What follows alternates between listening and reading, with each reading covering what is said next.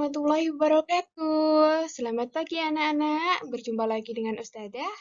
Kita hari ini akan belajar tema 2, subtema 2, pembelajaran 1 ya anak-anak.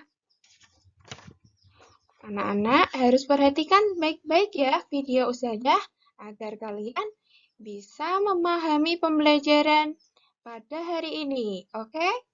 Ya, sebelum anak-anak memulai pelajaran hari ini, jangan lupa ya berdoa. Oke, anak-anak. Setelah kalian berdoa, siapkan terlebih dahulu alat tulis dan buku kalian. Nah, di pembelajaran 1 subtema 2, kita akan belajar tentang manfaat energi ya anak-anak. Nah, manfaat energi. Pada pembelajaran kali ini, anak-anak akan dikenalkan apa itu teks petunjuk ya. Teks petunjuk. Petunjuk adalah ketentuan yang memberikan arah atau bimbingan tentang cara melakukan sesuatu. Nah, teks petunjuk ini berbeda ketika anak-anak membaca berita ataupun laporan. Cara membaca teks petunjuk. Yang pertama, perhatikan maksud masing-masing langkah dari petunjuk itu. Yang kedua, perhatikan urut-urutannya. Yang ketiga, cermatilah dan jangan sampai ada urutan yang terlewati anak-anak. Nah, dalam membaca teks petunjuk, kalian harus teliti dan memahami setiap bagian-bagian penting dari teks petunjuk tersebut. Biasanya kalian menemukan teks petunjuk pada apa anak-anak? Ya, ada pada bungkus makanan, ada pada bungkus mainan ya anak-anak. Oke, teks petunjuk. Teks petunjuk itu ada bagian isi, yaitu yang berisi arahan untuk melakukan sesuatu. Bagian yang kedua ada tujuan, menjelaskan penggunaan atau pembuatan sesuatu. Misal, anak-anak membeli mainan mobil-mobilan. Nah, di dalamnya ada teks petunjuk atau buku petunjuk. Di dalamnya ada tujuan dari teks petunjuk itu, yaitu untuk menggunakan atau merakit mainan mobil-mobilan ya, anak-anak. Kalimat yang digunakan adalah kalimat perintah. Hal-hal yang perlu diperhatikan dalam membuat teks petunjuk. Nah, kalau tadi anak-anak sudah Ustazah ajari bagaimana cara membaca teks petunjuk. Sekarang, bagaimana cara membuat teks petunjuk?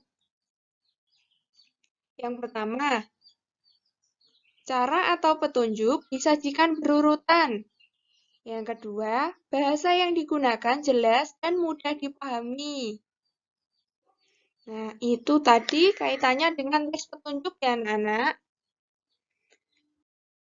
Ini Ustazah berikan contoh sebuah teks petunjuk ya. Petunjuk membuat kipas kain. Pertama, siapkan kain beberapa bilah bambu. Panjangnya 27 cm, lebar 1 cm, dan tebal 2 mm. Kawat kecil, paku, lem kayu, dan gunting. Langkah kedua, lubangilah semua bilah bambu di salah satu ujungnya. Hati-hati saat melubangi bilah bambu. Mintalah bantuan gurumu jika kamu merasa kesulitan. Langkah ketiga, tumpuklah bilah bambu lalu masukkan kawat pada lubang untuk menyatukan bilah bambu. Yang keempat, rentangkan bilah-bilah bambu di atas kain. Gambarlah pola kipas pada kain sesuai dengan lebar bilah bambu yang telah direntangkan. Langkah kelima, guntinglah kain sesuai pola. Langkah keenam, letakkan kain di atas rentangan bambu dan rekatkan dengan lem. Ketujuh, diamkan selama beberapa menit untuk mengeringkan lem. Yang terakhir atau yang kedelapan yaitu kipas kain buatanmu siap digunakan. Nah, anak-anak, dari contoh teks petunjuk ini, mari kita analisis ya. Teks petunjuk di dalamnya harus memperhatikan masing-masing langkah. Nah, ini ada langkahnya. Langkah 1, 2, 3, sampai langkah ke-8 ya anak-anak. Nah, dari urut-urutan ini harus benar-benar urut, tidak ada yang terlewati ataupun tertukar. Dari awal, menyiapkan kain, melubangi, sampai mendiamkan selama beberapa menit untuk mengeringkan lem. Nah, itu semua tidak boleh terlewat atau tertukar. Nanti hasil karya atau petunjuknya itu tidak sesuai. Lalu, coba kita analisis. Dari setiap langkahnya ini, langkah baik 1, 2, 3, 4, 5, 6, 7, 8, di dalamnya berisi kalimat perintah.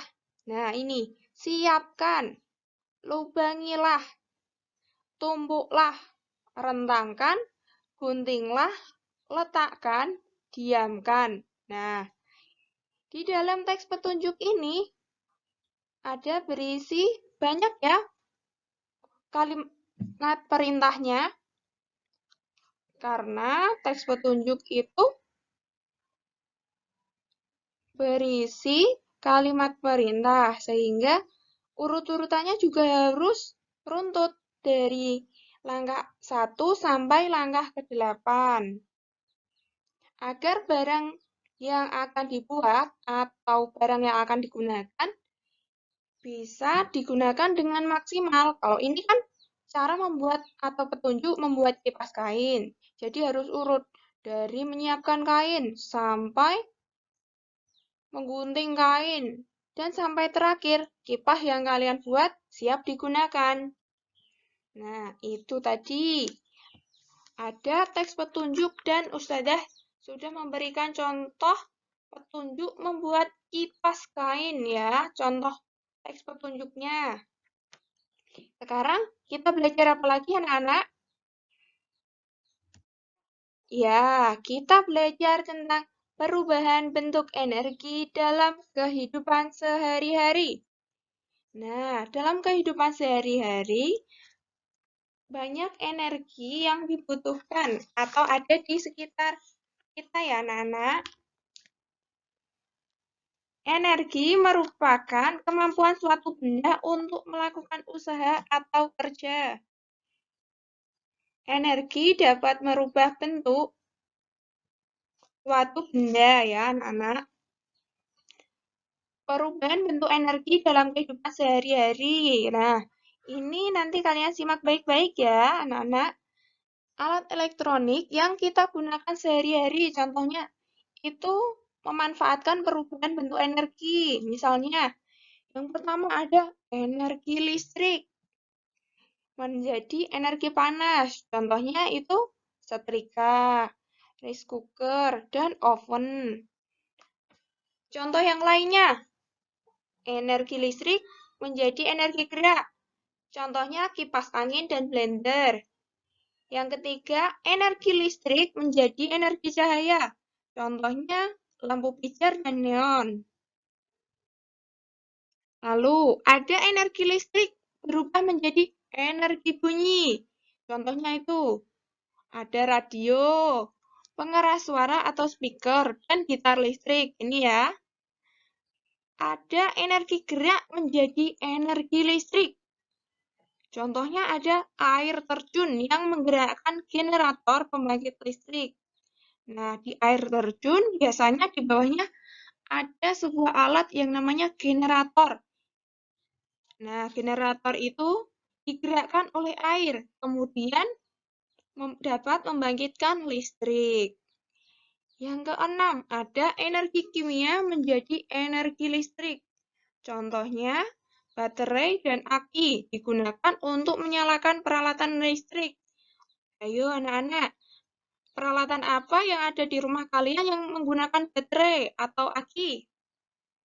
Ya, remote TV ya. Remote TV bisa menggunakan baterai. Lalu apa? Ya, jam dinding. Nah, lalu apalagi? Masih banyak ya anak-anak yang menggunakan energi kimia menjadi energi listrik. Lalu yang ketujuh, ada energi kimia menjadi energi gerak. Nah, anak-anak setiap pagi pasti sarapan ya. Nah, di dalam makanan yang kalian makan terdapat sumber energi untuk tubuh, sehingga dari energi kimia berubah menjadi energi gerak. Kalian makan nasi, makan apa? Roti, minum susu. Nah, itu merupakan energi kimia. Kemudian diubah oleh tubuh menjadi tenaga, sehingga kalian bisa bergerak dan beraktivitas sehari-hari. Nah, itu energi kimia menjadi energi gerak.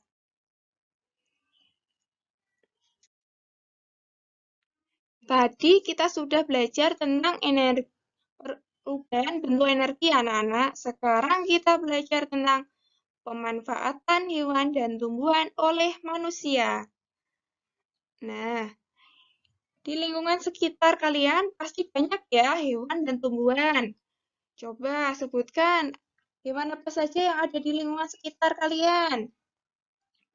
Ya, ada ayam, ada kambing, ada sapi, kerbau, ada burung, ada kucing ya anak-anak. Nah, hewan dan tumbuhan dapat dimanfaatkan sebagai bahan makanan, pakaian, obat-obatan, dan kerajinan. Nah, ini Ustazah berikan contoh pemanfaatan hewan oleh manusia. Anak-anak, coba lihat, ini ada gambar apa? Ya, ini kerbau ya anak-anak, sedang membajak sawah. Ayo, siapa yang pernah melihat kerbau yang sedang membajak sawah? Atau sapi? Nah, kerbau ini dimanfaatkan oleh manusia, yaitu Pak Tani atau petani, untuk membajak sawah. Diambil tenaganya ya, karena kerbau itu kuat, dapat membajak sawah ya. Lalu ada contoh berikutnya, pemanfaatan hewan. Ini apa ya anak-anak? Iya, telur ya. Telur. Telur itu diambil dari ayam ya. Kalau ini telur ayam, diambil dari ayam. Dimanfaatkan oleh manusia. Dibuat apa? Iya, lauk ya. Lauk. Ada yang buat telur dadar, telur ceplok, ada yang dibuat roti, dan masih banyak lagi anak-anak. Ayo, coba sebutkan pemanfaatan hewan oleh manusia yang lainnya. Masih banyak ya di lingkungan sekitar. Nah, Ustazah berikan contoh lagi. Kalau ini contohnya adalah pemanfaatan tumbuhan oleh manusia. Coba kalian lihat, ini ada tanaman apa? Ya, apa? Ayo, pisang ya anak-anak. Ya, tanaman pisang atau pohon pisang berbuah ya. Kalau berbuah nanti buahnya dimanfaatkan oleh manusia. Lalu dimakan. Bukan hanya buahnya, daunnya pun bisa dimanfaatkan ya anak-anak. Dibuat apa? Ayo. Bisa buat membungkus makanan. Bisa untuk diberikan kepada hewan ternak. Lalu ini ada bunga ya. Nah, bunga ini diambil manusia, dimanfaatkan sebagai hiasan ya anak-anak. Lalu ada ini apa? Sayur-sayuran ya anak-anak dan buah-buahan. Nah, sayur-sayuran dan buah-buahan diambil manusia untuk dikonsumsi, dimakan. Itu adalah salah satu bentuk pemanfaatan tumbuhan oleh manusia. Nah, ini kenapa ada kursi? Kursi ini terbuat dari rotan ya, anyaman rotan. Pohon rotan diambil kayunya lalu dibentuk lembaran, dianyam, membentuk kursi, lalu digunakan manusia, dimanfaatkan ya untuk duduk.